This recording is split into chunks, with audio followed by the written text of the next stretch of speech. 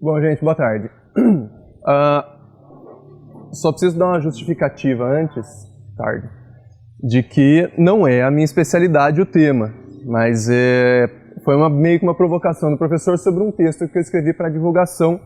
Então eu vou passar bem superficial em cima dele e mostrar mais ou menos o que a gente tem de ferramenta no Musa para trabalhar sobre o tema. Alguma coisa desse tipo. Por isso que está bem amplo, vamos dizer assim. O que você não vê no Musa, mas pode tentar. E a gente vai falar um pouco sobre a camuflagem. Bom, basicamente na natureza... antes de eu começar aqui também já vou aproveitar e avisar que essa vai ser rápida, diferente da anterior, que demorou muito quando eu falei. Essa vai ser uma coisa bem mais rápida, bem mais light. Bom, na natureza existe uma lei universal de que se você não come, você vai ser comido. Em algum momento, se você não predar, você vai ser predado. Então, para você não ser predado, você tem duas opções. Ou você é grande, forte, veloz o suficiente para ninguém vir bater de frente com você, ou você tem que ser esperto o suficiente ou ter artifícios o suficiente para não ser visto pelos seus predadores. Dentre esses artifícios, essas metodologias, vamos dizer assim, que os animais utilizam para não ser vistos, para dificultar a predação, existem as mais simples e as mais elaboradas. Das mais simples, a gente pode começar com dificultar a localização de um predador num ninho, dificultar a localização do predador em cima de um filhote. Ou até as muito mais elaboradas, que seria camuflagem, que seria um mimetismo, alguma coisa mais evolutiva, que demorou mais tempo para se formar. Dessa primeira parte que eu comentei com vocês, é dificultar o acesso. Pode ser um ninho que, além de outras funções, ele serve como uma barreira física para um predador alcançar a população. Pode ser... Isso é um cupinzeiro da Austrália. E é lindo, isso daqui você vê as imagens aéreas, todos estão construídos na mesma posição, com o nascer e com o pôr do sol, é muito legal, é muito bonito. Ou então você construir o seu ninho em cima de um precipício que dificulta o acesso, construir numa fresta de uma escarpa, de qualquer coisa do tipo. Aqui uma ariranha que escava uma toca num barranco que cai no rio, então o acesso é sempre muito mais difícil. Outra alternativa é a questão do viver em grupos. Não necessariamente porque um indivíduo vai proteger o outro contra a predação. Até pode acontecer, mas o fato em si do viver em grupos seria a questão da probabilidade. Se você está isolado, a chance de você ser predado é muito maior do que se você está num grupo desse. Então, seja num cardume, que seria pode ser só uma aglomeração na época reprodutiva ou um comportamento real da espécie, pode ser só na época de reprodução com esses ninhais, ou ninhais só de uma espécie, ou misto, aqui tem uma garça junto com os biguás, seja num bando muito grande de indivíduos, nesse caso aqui sim, eles podem devolver o ataque em cima de um predador e acabar acuando o predador. E o que dificulta é basicamente isso. Num grupo desse, se você for esse flamingo, qual a probabilidade de você ser predado quando aparecer uma hiena? Então a estratégia do predador ela tem que ser adaptada também, ela vai ser muito mais custosa. Ele vai ter que chegar num grupo desse, espantar, fazer grupos menores, até conseguir isolar um indivíduo. Desses indivíduos ele vê quem é o mais fraco, quem voa com mais dificuldade, pegar o mais fraco, pegar o mais jovem, o mais inexperiente. Que acaba sendo o controle que os predadores fazem nas populações. Além do viver em grupo sempre com com indivíduos da mesma espécie, tem algumas outras espécies que se utilizam de mais alguns artefatos para melhorar essa eficiência do grupo. Uma dessas alternativas é você construir o seu ninho perto de algum outro inseto, de algum outro animal que pode ser um problema para os seus predadores. Aqui tem um ninhal de japu, que é aquele passarinho que a gente tem lá no Musa também, lá no Angelim. Eles fazem os ninhos em forma de saco e geralmente eles fazem em árvore alta. Quando a árvore é um pouquinho mais baixa, a gente vê que eles constroem sempre associado com um ninho de vespa, com um ninho de caba. É lógico que um predador vai pensar duas vezes antes de chegar perto de um ninhal desse. Algumas associações um pouco mais desenvolvidas também que seriam as anêmonas, que são organismos urticantes, que têm uma certa toxina. Tem o peixe-palhaço, que vive próximo dela, ele vive em cardume pequenininho, ou dois, três indivíduos. Viver aqui facilita muito você não ser predado. Também outra anêmona que o ermitão coloca na concha, ele vai devagarinho, vai dando uns beliscõezinhos na anêmona até que ela vai se soltando, ele pega, coloca na concha, vira um chapéu urticante em cima da concha. Qualquer peixe que quiser comer um ermitão vai ter que pensar, vai ter que ponderar a questão dos tentáculos urticantes. Aí, a gente falou dessas teoricamente mais simples ou mais fáceis de entender. Mas existe algumas adaptações que demoram alguns milhares de anos, algumas gerações. Eu vim para as gerações, que o professor comentou alguma coisa de que alguns organismos em poucas gerações já podem responder melhor. E que elas acabam surgindo por causa de interações ou de pressões. Interações eu coloquei meio que como sinônimo de uma coisa mais branda e uma pressão uma coisa mais negativa. E o nome dessa resposta evolutiva, quando dois organismos acabam indo junto no mesmo sentido, é a coevolução. Aqui eu coloquei um exemplo de uma coevolução mutualística, que seria uma coisa benéfica, que é até onde a seleção natural foi levando esses dois organismos. Uma mariposa que precisa de uma probóscide quilométrica, que é praticamente a única polinizadora dessa orquídea cometa, que tem um nectário quilométrico também. Então elas são praticamente dependentes uma da outra, uma não vive sem a outra. Aqui, outro caso de coevolução, mas aqui já uma pressão negativa. Essa salamandra é extremamente tóxica, ela desenvolveu uma defesa contra os predadores, mas essa cobra desenvolveu uma defesa contra o veneno. Então é a única espécie de cobra que come essa salamandra venenosa. E é justamente em cima dessa interação predador-presa que a gente acredita, que eu acredito pelo menos, que tenha surgido a camuflagem. Seria dessa interação negativa, dessa brincadeira, vamos dizer assim, de esconde-esconde. Eu coloquei essa foto aqui, ampliadinha, não ficou muito boa, mas é só para exemplificar aquele caso de seleção natural, de camuflagem, das mariposas que eram muito mais numerosas, as brancas, até que na Revolução Industrial começou a sujar as florestas com fuligem, as brancas foram diminuindo e as pretas foram permanecendo. Coloquei aqui porque é um caso icônico, é um exemplo que sempre foi utilizado, mas que hoje já tem muita crítica em cima por causa da metodologia. A lógica do pensamento existe. Houve uma pressão, os bichos acabaram se modificando, tarará, até que houve uma diferença na proporção entre os indivíduos. Entretanto, quando a gente vai olhar a metodologia desse trabalho, ela está totalmente errada, o cara soltou os bichos nas árvores. Então, a lógica existe, mas o experimento que ele fez não responderia isso. Então, o que seria a camuflagem? Nada mais é do que uma adaptação que o organismo vai ter para se tornar praticamente invisível dentro de um ambiente. E a camuflagem ela acabou sendo tão boa que a gente pode ver tanto o predador quanto o preso usando essa estratégia. Aqui eu coloquei uma raposa do Ártico em diferentes pelagens que variam. Eu acho que o pretinho é filhote e isso daqui é pelagem de adulto também. E ela varia de acordo com a estação, quando tem neve e quando não tem neve. E a presa dela, que é parece um perdiz, esqueci o nome, que é a mesma coisa. Na época da neve ela fica branquinha, na época que não tem neve ela fica mais parecida com as rochas. Uma coisa que é muito importante a gente lembrar, e que o professor acabou de citar, é que a gente olha uma coisa de camuflagem e a gente fala, não, esse bicho não é camuflado, não existe isso.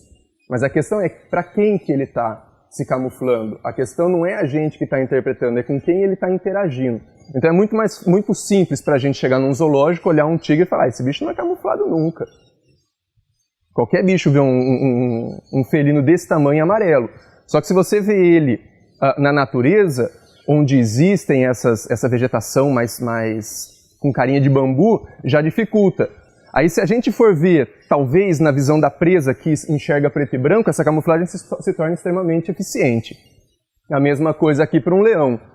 O leão enxerga preto e branco.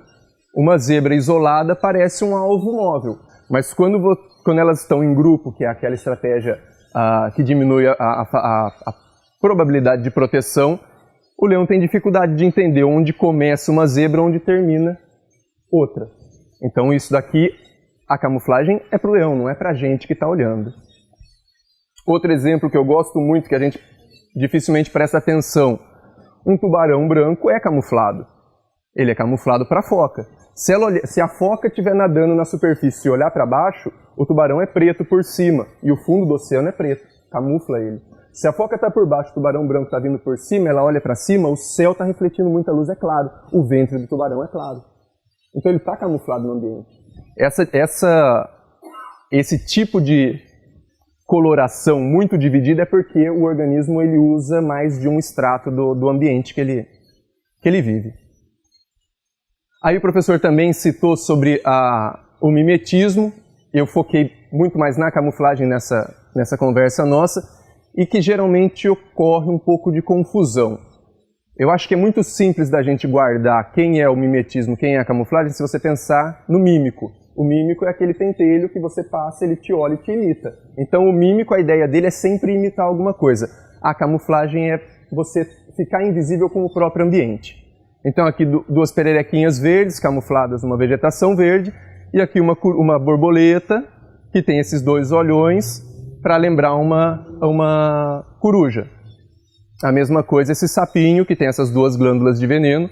Inicialmente, ele mostra as glândulas de veneno. Se isso não é o suficiente, um predador morder, essas duas glândulas acabam liberando veneno.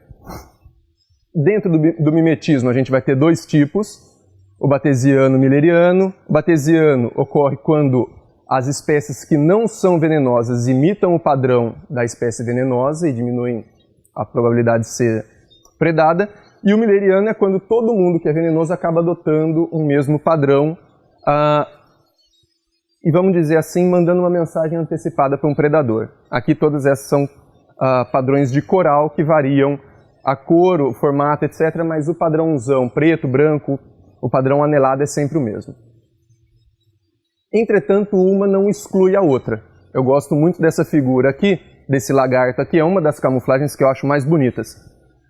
É um Uroplatus, que tem esse lagartinho aqui de cauda de folha.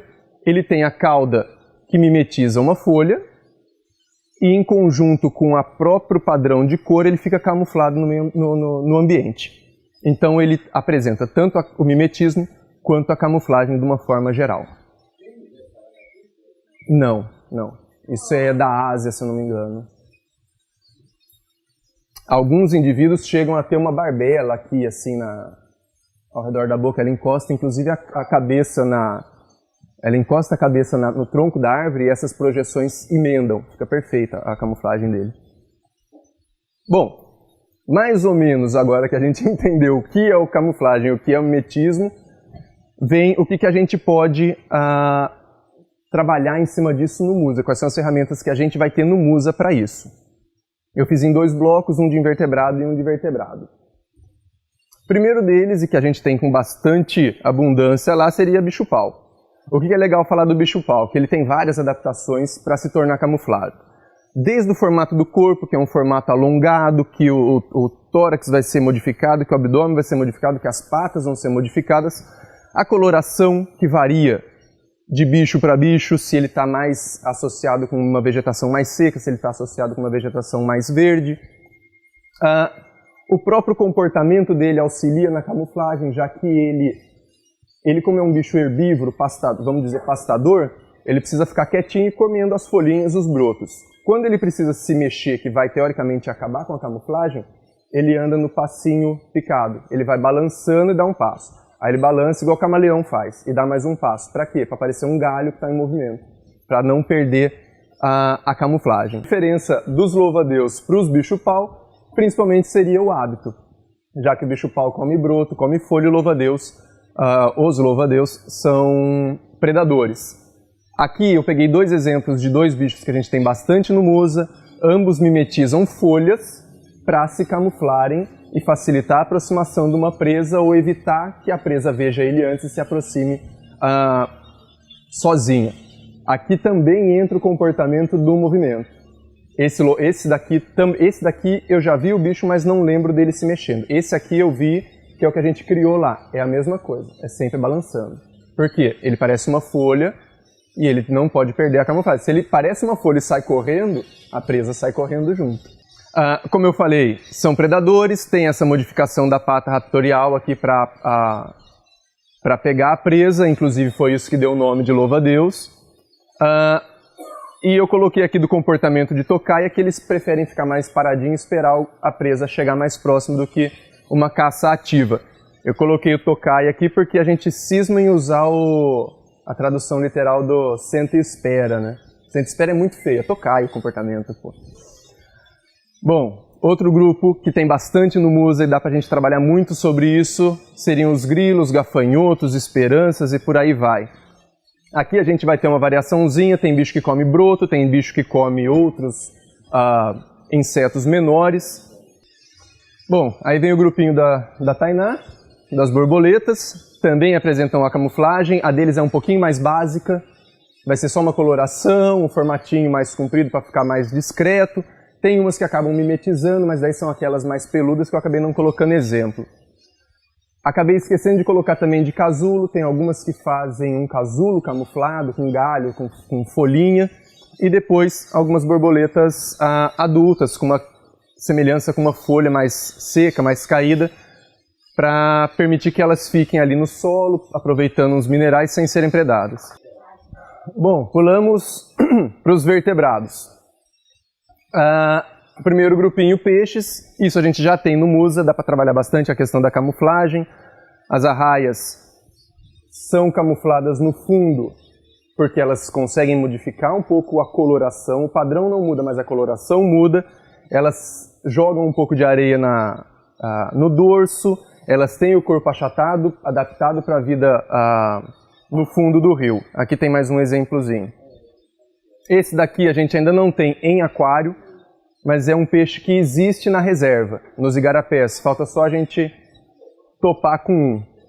É um peixe que parece uma folha, o formatinho dele é muito parecido com uma folha e o comportamento também se assemelha bastante a uma folha morta boiando. Tanto que as nadadeiras, elas são transparentes e que são quem realmente faz o movimento, quem dá estabilidade para o bicho, elas são transparentes. O resto que não tem movimento natural fica quietinho. Bom, sapo, rã e perereca, a grande maioria deles, com exceção daqueles que são bem coloridos, que são venenosos e estão passando um outro tipo de mensagem, a grande maioria deles é camuflado também. Principalmente porque a grande maioria deles é caça passiva, eles ficam parados esperando alguma coisa chegar, são poucos os que vão atrás. Esse é um bicho bastante comum da gente ver lá no foliço, é um sapinho folha. Tem inclusive, esse indivíduo não tem, mas eles chegam a ter uma faixa aqui, medial que se assemelha à nervura central das folhas. É um bichinho que, quando está dormindo, ele fica em cima da vegetação baixa, quietinho. Quando ele cai abertinho e estica as membraninhas aqui na lateral e acaba parecendo ainda mais uma folha. Esse aqui é um bicho mais difícil de ver, mas existe na reserva. É um dos mais clássicos, como o exemplo de sapo predador, tem registro dele comendo rato, aranha, outro sapo, cobra e por aí vai, muito usado como animal de estimação. Tem esses padrões justamente para auxiliar na camuflagem. E esse que a gente tem dois indivíduos lá em exposição, que seria a pipa. Ela não está num fundo que propicia a camuflagem, mas é um bicho que, assim como os que a gente falou anteriormente, o comportamento reforça a camuflagem. Ele parece uma folha seca e fica na superfície. Se alguma perturbação ocorre na água, ele vai descer quietinho até cair no fundo e permanece quietinho como se fosse uma folha morta. A não ser que seja um caso de urgência, daí ele nada correndo mesmo para fugir. Aqui mais alguns casos de camuflagem que são bem eficientes e que a gente tem lá no Musa. Esse lagarto apareceu na seringueira lá da torre, se eu não me engano. Na seringueira, não é o verdinho. Que é uma plica, ela tem essa coloração que, isolada, não parece camuflagem, mas numa casca de árvore que tem líquen, fica bastante camuflado. E esse daqui que são os bichinhos que a gente vê em praticamente todas as trilhas, que são os anoles. Eles são pequenos, são discretos, se movimentam um pouco e tem a coloração mais críptica para camuflagem. Só que essa camuflagem ela acabou sendo tão boa que ela pode inclusive atrapalhar em alguns momentos. Então, para eles mandarem um sinal agressivo para um competidor ou um sinal de reprodução, eles desenvolveram esse papinho colorido aqui que mais o movimento acaba mandando as mensagens que eles precisam, seja para defender ou para atrair. Esse tem várias espécies e todos têm esse papinho colorido. Aí depois as aves, esse está fazendo sucesso lá. É lógico que nessa foto a gente não vê ele camuflado, não está numa condição natural, mas se a gente pega ele numa situação natural, ele geralmente vai pousar no final do tronco e não no meio do tronco. Ele vai pousar nesse final, vai deixar o corpo alinhado com o tronco principal, a cauda alinhada, mantém a cabeça esticada, o olho fechado e parece a continuação de um galho. Se você vê isso na natureza, dificilmente você vai conseguir entender onde começa um passarinho e onde termina a árvore. E esses dois olhões enormes aqui, sempre fechadinhos. Uma coisa interessante deles é que precisava ter uma ampliação ainda maior. Ele tem algumas pregas na pálpebra que permitem que, com o olho fechado, ele enxergue o que está acontecendo lá fora. Além da coloração, que se assemelha bastante com casca de árvore. Nesse aqui está tão camuflado que é difícil você prestar atenção, que aqui tem um adulto e aqui tem um filhote praticamente abraçado com a mãe. Aqui, esse é um bicho raro, mas eu achei que valia a pena a gente colocar por causa daquela camuflagem que a gente já falou do tubarão. A mesma coisa, é um bicho que caça macaco, tanto acima da copa como abaixo da copa. Então quem vê de cima, vê o fundo da floresta escuro, ou o fundo do mar escuro. Quem vê de baixo, vê o ventre branco com o céu claro em cima. Aqui um adulto e esse aqui um jovenzão. Esse daqui é da Duque, mas lá da sede do outro lado. Aí a pergunta é, mas e se a camuflagem não der certo? A opção mais simples de todas é pula, sai correndo desesperado. Ou voa, ou tem algumas aves, os perdizes fazem isso, os nambus fazem isso, eles deixam você chegar do lado deles, eles ficam do seu ladinho. Se você dá mais um passinho, ele sai gritando e voando que nem um desesperado, para assustar e o predador desorientar o predador.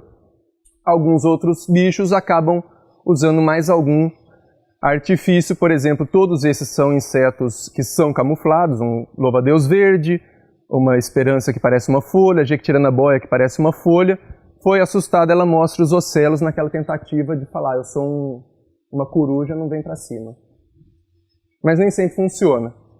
A gente tem que parar de compartimentalizar as coisas, como a gente acabou de conversar, de que o negócio é dinâmico. O que a gente vê que a camuflagem hoje não funcionou, não é hoje que isso não funcionou. Ela não tem funcionado faz um tempo e ela está em processo de adaptação, está em processo de seleção. Então, a gente está vendo uma foto de alguma coisa que está acontecendo. Então, por meio dessa foto que a gente vê, a gente não consegue falar o que está acontecendo aqui, o que aconteceu lá para frente. É todo um processo. A camuflagem passa por toda uma seleção natural, por um processo evolutivo. E acabou. É isso que a gente tinha para expor e agora bater papo.